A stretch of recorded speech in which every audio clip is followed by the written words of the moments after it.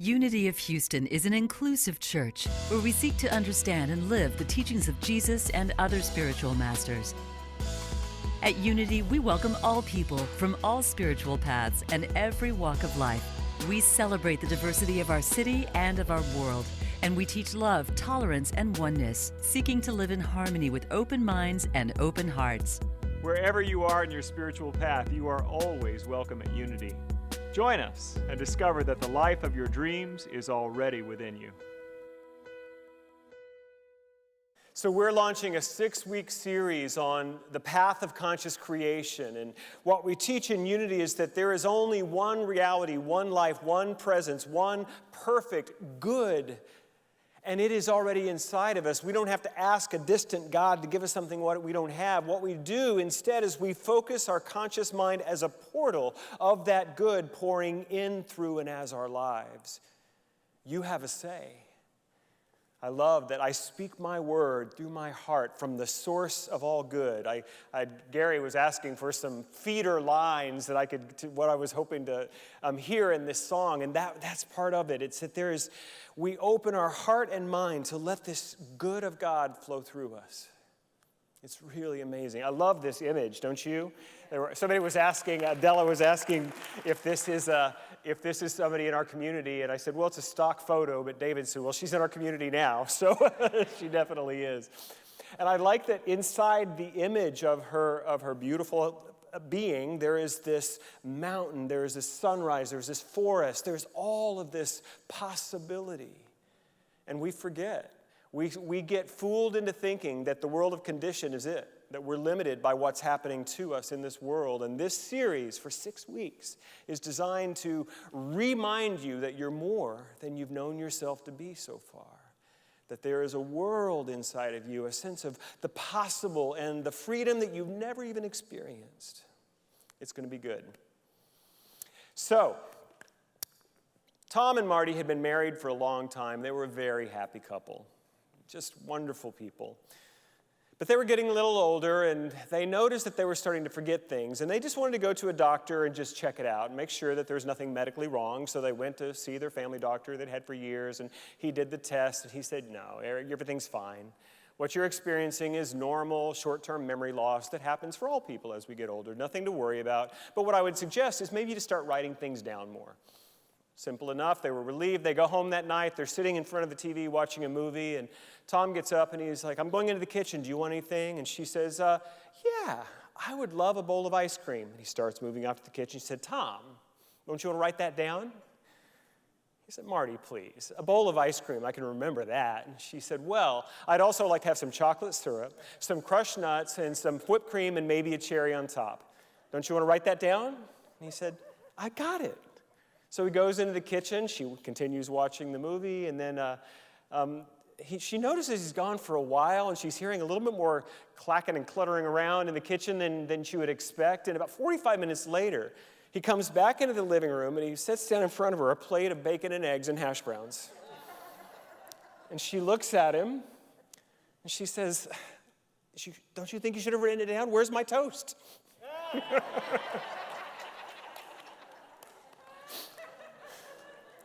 Thank you for that. So I want to speak for a moment about the difference between mind and brain, because we're going to be exploring a lot about mind, all of this series. And when I'm talking about mind, I'm not talking about the physical structure. You might think of the human brain, the physical brain, as being the instrument of mind, as your eyes are the instrument of sight. But your capacity for sight is not in the eyes. Your capacity to know the truth is not in the brain. It's just the way it moves forward through. It's our way of connecting with infinite mind. But it is that power of mind, the power of consciousness.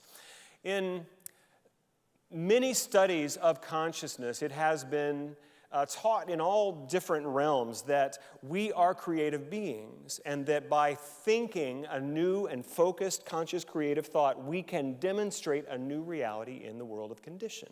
This is why we call our teaching, our movement, New Thought, that we are creative, that we get to play in the sandbox of eternal possibility to create the life we want right here and right now. And so there are two things we're going to be using to explore this. One is the Lord's Prayer, as Jesus taught his disciples. And I love what Wednesday Satsang is doing. They're going into the original Aramaic. I'm doing the same. There's a book that we're going to be using, but you don't need to purchase it. But if you do, go through Amazon, link it to Unity of Houston. We'll get a little kickback for everything you buy there.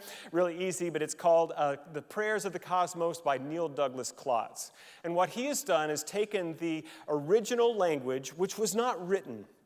It was a spoken language, and he has taken the Greek that it was originally written down in a few years or decades after Jesus' earthly ministry ended, and then he was like, what would the Aramaic speakers have said that was then translated into Greek? So it feels like we're doing a lot of steps, from our modern English back to Greek, back to a language that wasn't even written, that Jesus probably told his disciples. How do we even know this is real? How do we even know this is true? Because we feel it. We tap into the energy of it. And this original Aramaic, it has some really beautiful things I want to share with you. And forgive my pronunciation. The way we know the first line of the Lord's Prayer is, Our Father, who art in heaven. We believe that Jesus might have said something like this, Abun deboash maya. Hallowed be thy name. Net kadash shmach. And what Neil Douglas Klotz has translated those beautiful syllables to mean is this. O birther, father, mother of the cosmos, you create all that moves in light. Focus your light within us. Make it useful as the rays of a beacon show the way. The first thing we want to do on this journey of conscious creation is to turn to the good of God. Albert Einstein has a famous quote. He said, the most important question you can ever ask is the world a friendly place?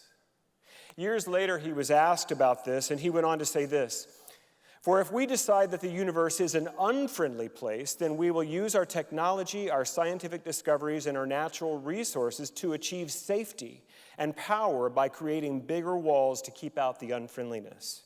If we decide that the universe is neither friendly or unfriendly, that God is essentially playing dice, then we are simply victims to the random toss. But if we believe that the universe is a friendly place, then we will use our technology, our scientific discoveries, and our natural resources to create tools and models for understanding that universe.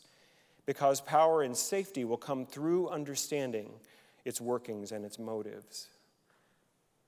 And so, Jesus of Nazareth, 2,000 years ago, spoke about turning to this great good, Father, Mother Presence, infinite creator and light.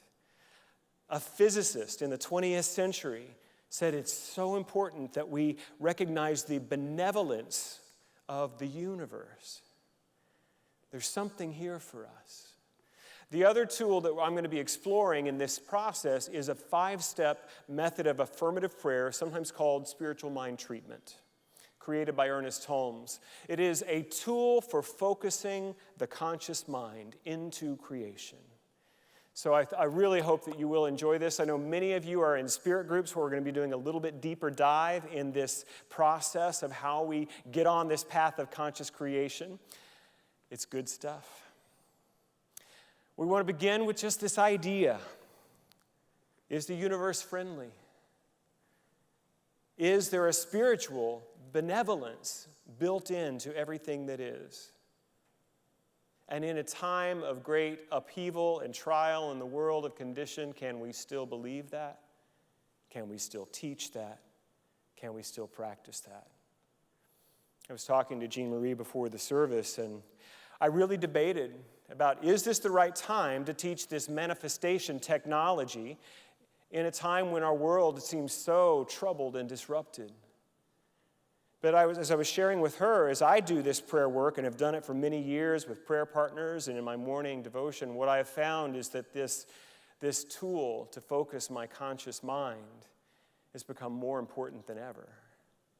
That as things are uncertain in the world of condition, that I'm invited into a greater knowing of the good of God as it's coming through me, and I get to choose. There have been times that I have prayed for more money, yes, indeed. When I have needed money, I prayed for it and manifested it. There have been times I prayed for manifested health, and it came. There have been times I prayed for a relationship, Exhibit A. Hi, John. I have used this tool in many ways to get what they sometimes call the 3 Ps, the princes, the palaces, and the parking places. It works. But what I have noticed that as we are moving through this collective time of such uncertainty and unease, what I am focusing my spiritual mind treatment work on is that I am guided into the best possible leadership possible for this community as we are raising people up into the possibility of creative change in community. We transform and heal our lives, nurturing and empowering each other that we may serve the world. I got that in a little out of order, but you know what I mean. We nurture and empower each other, transforming our lives that we may serve the world. We need this teaching now more than ever. The first step of spiritual mind treatment we call recognition. Recognizing one power, one presence, not two. This is the most important thing for us to understand, that our name is who we are, unity. It's not unity and then something else. Everything is one. Everything is connected. There is only one life, one power, one presence. And our mind will tell us otherwise if we base our experience only from the senses and the information we get there, because we can see that I'm not John, I'm not Jean Marie, I'm not Joey. It's so good to have people in this room. Thank you all for being here today. But there is a deeper reality of oneness. And when we can convince our mind of this truth, then we are different. Then we have placed ourselves within the stream of conscious creative possibility. And so the first thing we do, which is in perfect alignment with the 5 basic principles of unity, the first principle, God, the good, is the great reality. Ernest Holmes, who I mentioned, created this particular type of prayer. There are other metaphysical traditions that also use this word treatment. In Christian Science, it's also used in divine science, which is Emmett Fox was a divine science minister. Other places, they've used this same term. And don't get hung up on the term. The first time I heard it years ago, I thought it was very weird. We didn't talk about that in the church I grew up in. But what I've come to understand, and the way it's used, is that I have a dis-ease in my thinking.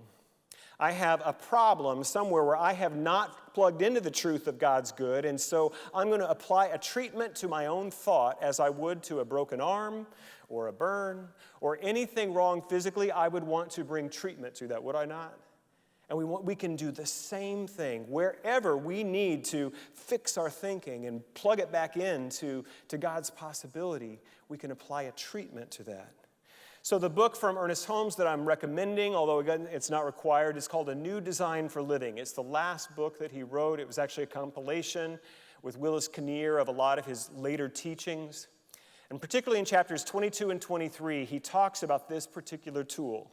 He uses a different number of steps and different terminology, but it's the same, I promise. It's the same stuff. He says this: the one mind reacting on, in, and through as the body and environment will change a situation because we change our thinking. As we increase our awareness of spirit, its nature is more fully expressed in our lives. As we change our thinking, there will be a change in our body or the body of our affairs. And this corresponds to Einstein's famous formula stating that energy and mass are equal, interchangeable. It does not say that energy energizes mass. It says that it becomes mass. We need to remember, we do not deny our mind or our body, but we do affirm spirit, which encompasses them both. We add, but we do not take from. If we can move beyond our dualistic idea of thinking that somehow physical reality is separate and apart from spirit, if we can move into a more unifying concept and understand that God is being revealed here, then we can actually apply spiritual principle and spiritual creative energy here,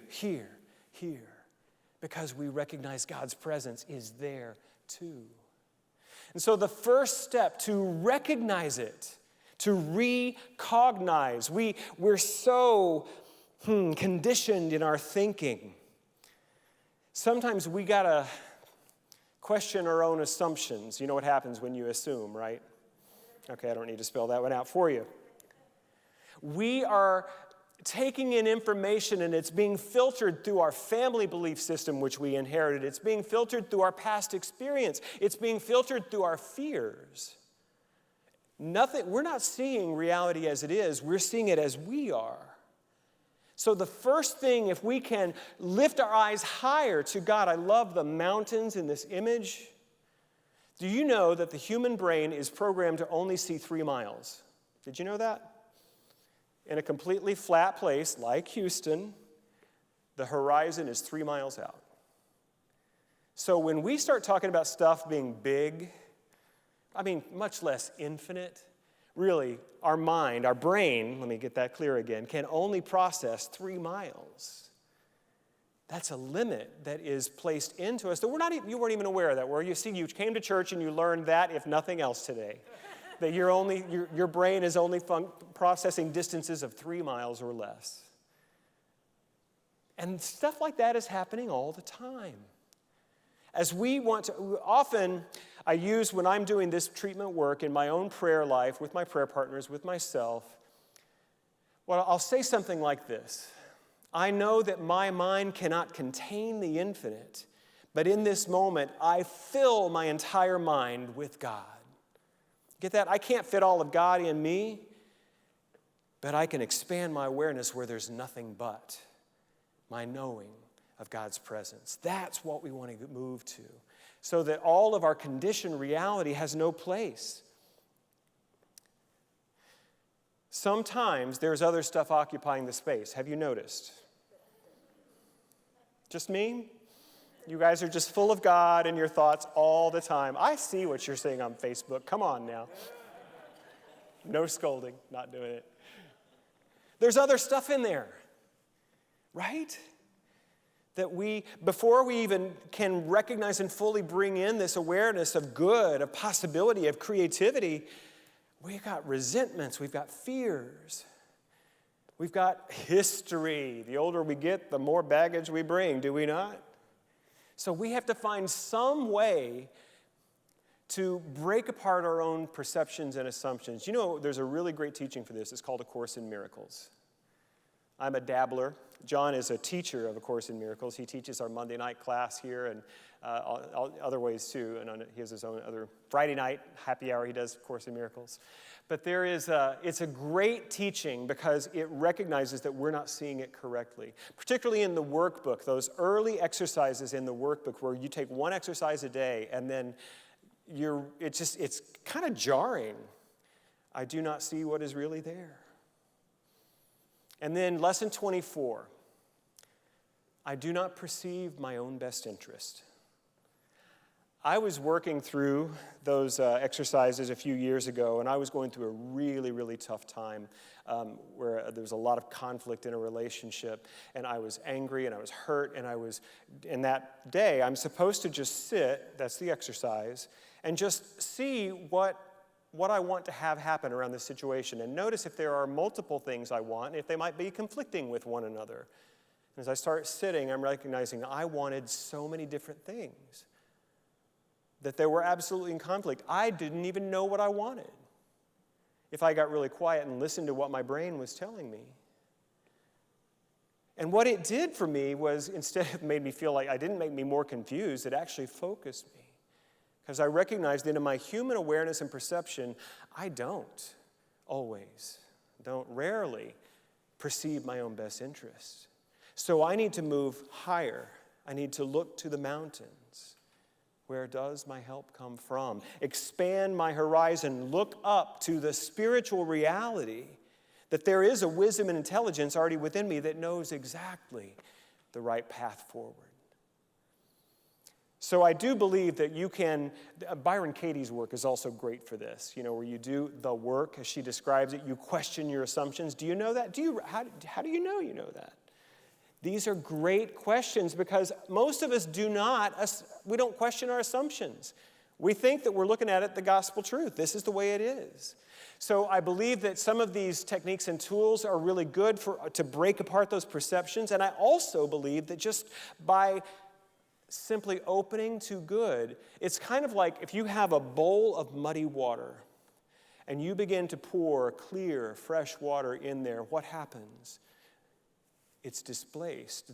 That which is not pure will be displaced. It will run over, and you will be left with more clarity. And I think that that's the way it can work with this first step, a 5-step treatment, is to just open our mind, fill our minds with an awareness of the good of God. There is nothing else. I'd like to read for you something that Ernest Holmes wrote. I hope I wrote it down here. I may not have, but I know where it is. So this is an example of him writing the first step of treatment, and I think it's so powerful. I know that there is one presence, one power, one life, one intelligence, one substance. It is perfect, whole, complete, and harmonious. It is the source of all things, and it is in and through all things. There is nothing separate from it. There is nothing that can limit its action. There is nothing that can separate from its action. It always knows what to do, how to do it, and when to do it. It is the limitless source of every good thing. It is all joy, all happiness, love, harmony, and perfection in all that it is and does. And that's just the first step of prayer. Can you feel the energy that his consciousness of oneness that comes through those words is not the words themselves, but it's tapping into an energy, a consciousness of connection, of oneness. And when we begin to fill our being with those thoughts, when we release the thought, our need to cling, our need to control. Here's the thing. I first heard this in a 12-step meeting, that running the universe is a hard job. And it will wear you out. Which brings us to an interesting dilemma in this path of conscious creation. When we say we're here to create, does that mean we're here to control everything in the world? In the first century, soon after the death of Jesus of Nazareth, there was a man, a member of the religious order. I think it was the Sanhedrin. I'm not exactly sure about that. I think he was a Pharisee. His name was Saul of Tarsus, and he was charged with stamping out this new upstart heresy of people following Jesus. They sometimes called it the way. And so his charge was to find communities where people were practicing following Jesus' teachings and not the traditional Jewish teachings, and he would bind them up and take them back to Jerusalem for trial. And he was called a persecutor of Christians. And he was doing this work, and if you could imagine that he's trying to be a good person, trying to uphold that which is good and that which is, his wholesome communities, the teachings, the way we do purity. He's trying to be a good Jew. And by the way, I want to say today is Yom Kippur. It is the holiest day in Judaism. To all of our brothers and sisters in Judaism, we wish you the happiest of New Years and a day of great peace for you today. And so truly, that was the tradition that Saul was trying to uphold, trying to be good, and was convinced beyond anything that this thing that was happening over here, these people were following this rebel rabbi, Jesus, that was wrong and it needed to be shut down. And then he's going to Damascus in Syria, which was a great city in the ancient world, because he had heard that they had people practicing. They were in the synagogues teaching about Jesus. And while he was on his way there, something happened. Chapter 9 of the book of Acts. That a great light shone around him. And in that light he could not see, but a voice said, "Saul, Saul, why do you persecute me?" And he said, "Lord, who is this?" He said, "I am Jesus, whom you persecute." And he was instructed in this experience to go on into Damascus and find the house of Ananias. And he stayed there, and then another man came and he prayed for him. And they said something like scales dropped away from his eyes, very symbolic. He dropped the false seeing and saw a higher truth. And truly, if it weren't for the work of that man, there would probably be no church. There would be no Bible. There would be those teachings of Jesus most likely would have been lost to time. But because of Paul, is his new name, because he had we sometimes call it a Damascus Road experience, where we were doing one way, we thought one thing, and then we do a 180. That we realize how we were doing it so in opposition to this flow of God's good. That is a possibility for all of us. It's not always pleasant when we recognize that we have been seeing it incorrectly. When we have been letting our human judgment and fear get in the way of our experience of life and connection. But I believe that if we will humbly open to a recognition of one loving power and presence, we will be moved into a way of being that is in alignment with that. This is a time of great division in the world of condition. We're seeing it. This is a time of great uncertainty of what's going to happen in the world. Who's going to get the virus? Who's going to win the election? And we sometimes have very strong feelings that it has to go a certain way or else it's all off. I want you to work for the change that you want to see in the world when it comes to voting and supporting candidates, absolutely. But I want you to know there is a higher power. That no matter what happens in the world of condition, God's good is no less present and available to you. And that sometimes things have to have breakdown before breakthrough. And if you're willing to open to this greater reality, you see, if we could just make a list of what we wanted, we could just determine exactly right and make it very comfortable for ourselves, and that would be fine. But that's actually not the way life works. There is a more infinite power and intelligence, and it uses everything, even the chaos that we would see, even the pain and the struggle of our own experience. All of it is used. Barbara Brown Taylor says it this way: the ultimate expression of faith is when I can say, what comes to me is for me. What comes to me is for me. So I don't have to pray anything away. I pray through. I reveal the good of God in whatever is happening in my life. For the next 6 weeks, I would like to, and usually when we finish our message on the Sunday morning, I'll say something like, you're all wonderful, God bless you, and then you applaud and we go on. So I want to do something different. What I'd like to do is demonstrate for you this 5-step prayer method as a way to close our message. And what I would like to have you do is to listen, but not only with your ears and with your mind, but your heart, as we're seeking to build a container of the consciousness of the good of God. So right now, wherever you are, I just invite you to close your eyes. And in this moment, I recognize one power, one presence, one infinite life of good. There is nothing but God. No matter what name I give it, it is all that is. Power beyond comprehension. Love beyond our ability to even conceive. Good. And no matter what I see in the world of form, I see a deeper truth. That the power, the good, the life of God is present at the subatomic molecular level to the greatest distances we can see. All is contained within the mind, the heart, the life of God. Intelligent, creative, powerful. There is nothing but this power and this presence. Knowing this truth, there's nothing else for me to be. There's nothing else for you to be. There is only one power and one presence. Each of us is an expression, necessary, irreplaceable, unrepeatable expression of God's own good, God's own love. And so right now in this moment, I unify my consciousness with the one life, the life of God. whole, perfect, and complete at every level. Whole, perfect, and complete in body, mind, and spirit for each individual. Whole, perfect, and complete in the whole and the system, the way it moves together and reveals through time more of God's good and more of God's power. Knowing this truth, it becomes effortless then for me to speak my word, to proclaim the truth that today is a day of opening and healing and possibility right here, right now. I am a portal for God's good.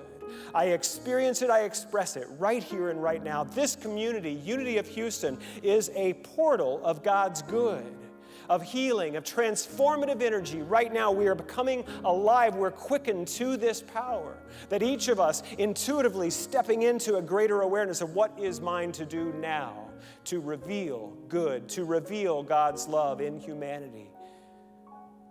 Any fear, any sense of something other than God, I release it. It has no place here. Nothing stands in the way of this flow of divine energy that is seeking to be revealed right here, right now. It is all that is. I see and proclaim that there is a movement of spirit upon the earth, in this nation, at every level, that people all over are being quickened and awakened to this reality that there is no them, there is no other, we are one. We are moving together towards a greater good for all. We care for the earth, we care for each other from this great sense of love and connection. This is a new dawn and a new day. What I feel in this moment is a sense of gratitude, knowing that these words I have spoken are not just an idle wish or something I want. They are the truth. Based upon my knowledge that there is only good, I know that it is good as I have said it, and I am grateful. I am filled with a sense of thanksgiving. I let it be. Release this word now, knowing that the law responds to it perfectly. It is created now in mind. We await the perfect demonstration in form. It is done. We let it be, and so it is. Amen. Thank you for watching this message today. I'd like to invite you to join us in person here on campus at Unity of Houston for Sunday morning or Wednesday evening services. If you can't be with us here on our campus, you can still join us live on Facebook or on our website, unityhouston.org, Sunday mornings at 11 a.m. Central.